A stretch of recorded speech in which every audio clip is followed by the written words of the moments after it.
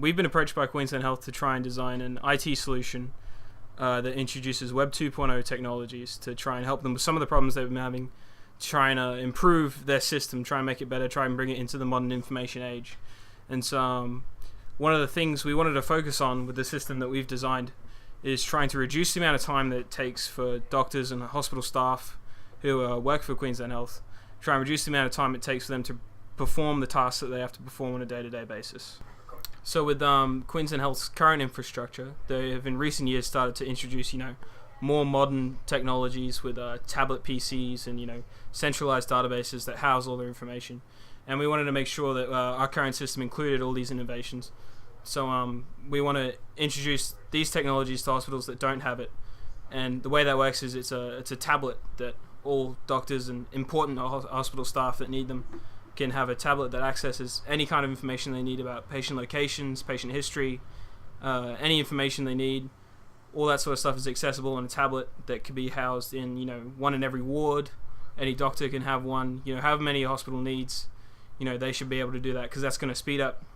That's proven to speed up the amount of time it takes for them to do what they need to do, and that in turn saves money, saves lives over the long term, which is the main business goal that Queensland Health has is saving time, saving money, saving lives. Saving lives obviously being the ultimate goal.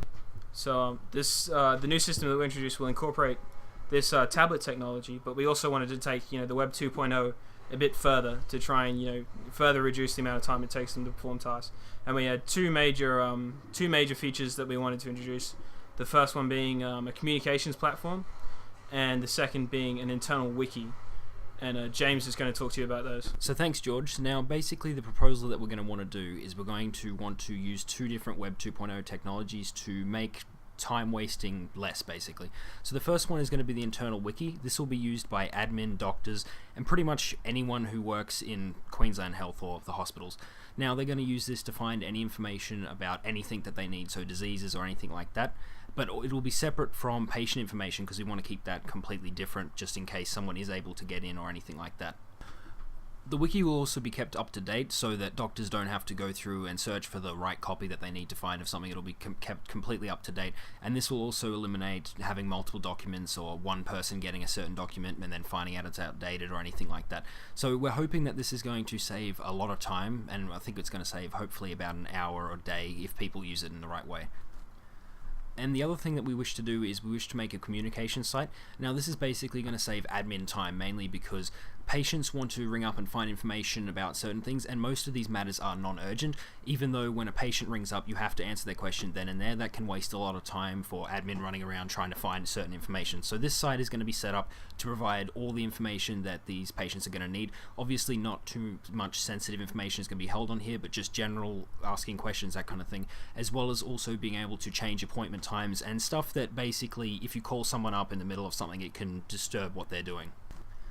The communication site will also have a public and private side. The public side will be used for general announcements and news and all that kind of stuff, and the private side will be like personal messages, or sort of like an email system between patients, doctors, and admins if they need to, tell them that they need a new appointment or update them on anything and stuff like that. The internal wiki will be used basically in the hospital by doctors on tablets, and it can be used on pretty much any computer, but it will be good for doctors to walk around and have access to this internal wiki basically wherever they are, so they don't need to go and find a terminal or a computer or anything like that. The communications site will also be active pretty much on anything. You don't need an exact computer. There'll be an app, there'll be all this kind of stuff that patients can use to get in contact with the site. I'll now hand it over to Reese, who will basically explain what the benefits of doing this are. Thanks, James. So why do we want to do this, guys? So mainly it's just to fix the major problem that's occurring in hospitals at the moment, and that's saving time. So what we want to do is allow patients to communicate with doctors faster, better, and have them diagnosed quicker. This system that we've created should also improve the patient approval of Queensland Health as well. In the proposal, we've included a few figures, such as the wages for all of the different people that need to work on this system, and for ongoing maintenance, and the actual cost of the tablets, which may not actually need to be in there. So let's go through them. Programmer wages, we amounted at about $34,846. For the designer wages, it's $17,592. The IT manager wages is $31,838. and the tester wages are $18,574. We then made an estimate of tablets because Microsoft doesn't allow us to create a business bulk item yet, but we've made it at approximately $15,810 for tablets. This makes the total investment $118,660. This figure may sound like a lot for a hospital that may not need all of these. However, the return on investment is much, much higher than what we expected. So with a total investment of $118,660, we also earn a net profit of $837,200 per year just on time saved by the doctors and administrators. This brings a total profit of $718,000 to Queensland Health per year. This makes the return on investment 705%. Of course, these numbers are just estimations because we haven't been given the actual wages of administrative staff and doctors, but these figures may change or up or down. I'll just hand this over to George now.